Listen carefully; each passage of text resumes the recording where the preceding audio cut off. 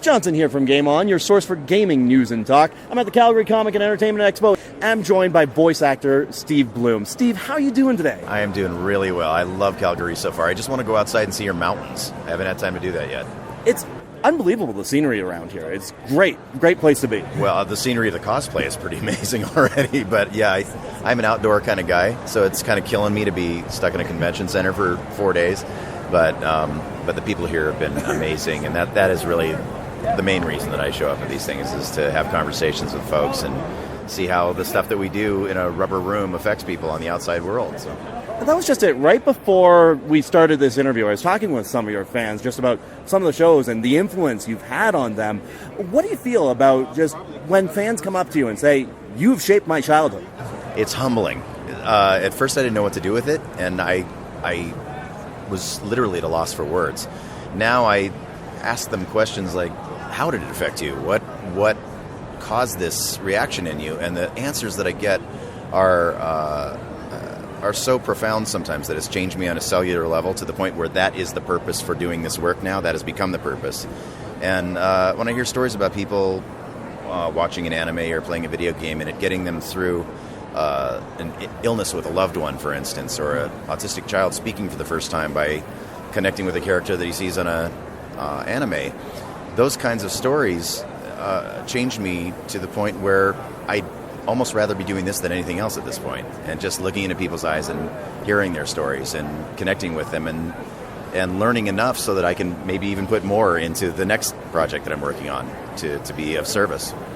Now, just looking at some of the roles, I mean, just looking at my own family, like we have fans of Starscream from Transformers, we have fans of Orochimaru from Naruto, Guilmon from Digimon, Grunt from Mass Effect 2, all of these various roles, different kinds of voices, like Guilmon with that squeaky sort of Digimon voice, and yeah, and then you got Grunt, who is just gruff, and I'm the big warrior character. Guilmon is significantly different than Grunt, who's way down here, Shepard.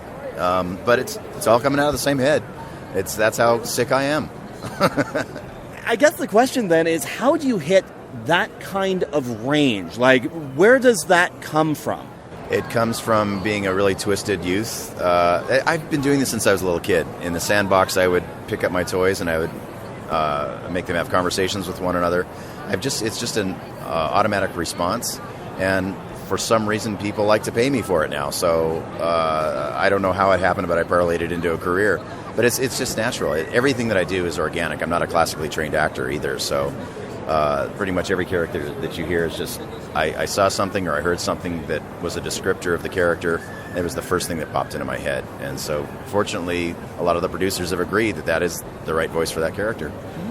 Now, one of the big characters that everyone knows is Spike Spiegel, Cowboy Bebop. How do you feel about, I guess, the legacy that Cowboy Bebop and that character has had and the impact on your work? Man, Spike has affected me in so many ways. It was my first leading role in a show of any kind, and so I was terrified through the whole process. And I really believe that I learned how to act in the process of doing that show. And I didn't know how big it was going to become until several years later when I started doing the con circuit and people started telling me what the show meant to them. And all of a sudden I started getting phone calls from places like Toonami that these guys were Cowboy Bebop fans. And they said, "Would you be interested in hosting our show? We love your work on Bebop." And I said, "What? Are you sure you have the right number?" But that and shows like Megas XLR and even Legend of Korra, those producers all were familiar with Cowboy Bebop. And so it led to so many things professionally in my career. But on a personal level, the director of that show, Mary Elizabeth McGlynn, who also played Julia on Cowboy Bebop, we've been friends for almost 18 years. And 2 years ago, we got together as a couple.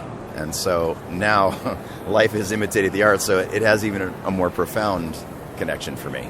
It's the show that just keeps on giving. Steve, thank you very much for taking your time with me today. Non-disclosure agreements aside, I know we can't talk too much. What is in the works for you right now?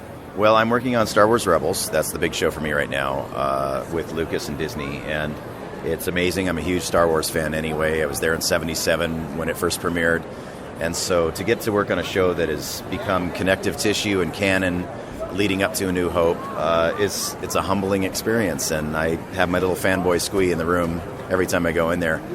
Still working on things like Call of Duty and Toonami every week, and Transformers Rescue Bots, regular show. A lot of those shows are still continuing on.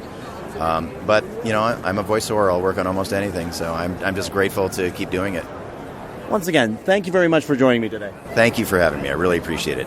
That's Steve Blum. I'm Jeff Johnson, your host for Game On, your best source for gaming news and talk. It's all about the game, and how you play it, all about control, if you can take it. Do you think that we could play another game? Maybe I could win this time.